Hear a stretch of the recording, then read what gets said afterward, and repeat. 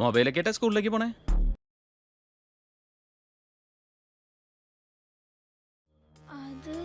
സ്കൂളിൽ പോണതേ പഠിക്കാനാ, അല്ലാണ്ട് ഈ കുന്തറാണ്ട കുത്തി കളിക്കാനല്ല. നിന്റെ അപ്പനൊന്നും പറയാറില്ലേ? അതുപോട്ടെ, ഇതേതാ മോഡല്? Samsung Galaxy Grand. എന്തുറ്റി? Samsung Galaxy Grand. അതറിയാ. നീ ഇത് പറ, കോഴിക്കോട് കളക്ടറിന്റെ പേരെന്തുട്ടാ?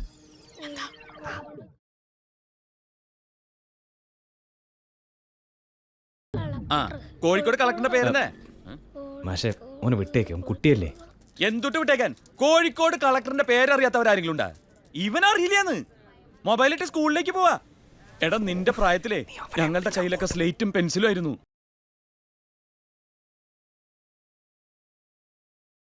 അന്നൊക്കെ പഠിക്കാനാ പോയിക്കൊണ്ടിരുന്നേ, പഠിച്ച ആളാവാൻ.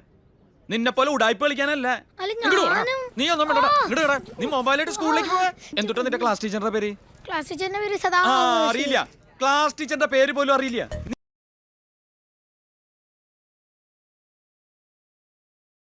പറഞ്ഞിട്ട് കാര്യമില്ല, നിന്നൊക്കെ സ്കൂളിൽ വിടുന്നവരെ പറഞ്ഞാ മതി. എന്തുട്ടാ നിന്റെ അച്ഛന്റെ പേര്?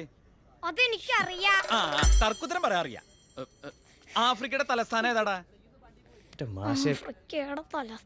എന്റെ വടക്കുന്നാഥ, ആഫ്രിക്കയുടെ തലസ്ഥാനം അറിയില്ല. എന്തിനാ മാഷെ ഇപ്പൊ ആഫ്രിക്കയുടെ തലസ്ഥാനം അറിയണേ? അറിയണോ? പിന്നെ അറിയണം. മൊബൈലായിട്ട് സ്കൂളിലേക്ക് പോവാ. എന്തുട്ട് നോക്കി പഠിപ്പിക്കണേ? എനിക്ക് മൊബൈൽ വേണ്ട.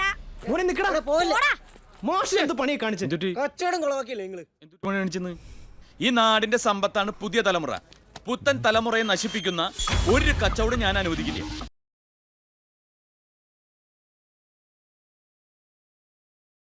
ഈ നാടിന്റെ പോക്ക് എങ്ങനെയാ? ഇക്കാലത്തെ അച്ഛനമ്മമാരെ വേണം പറയാൻ. ഒരു സദാചാര ബോധവും മൂല്യമില്ലാതെ അവർ ജീവിക്കുമ്പോൾ മക്കൾ ആരെ കണ്ടാ പഠിക്കുക? അധ്യാപകരാണെങ്കിൽ ശിഷ്യസ്ഥാനത്തുള്ളവരെ വരെ ദുഷ്ടചിന്തയോടെയാണ് കാണുന്നത്.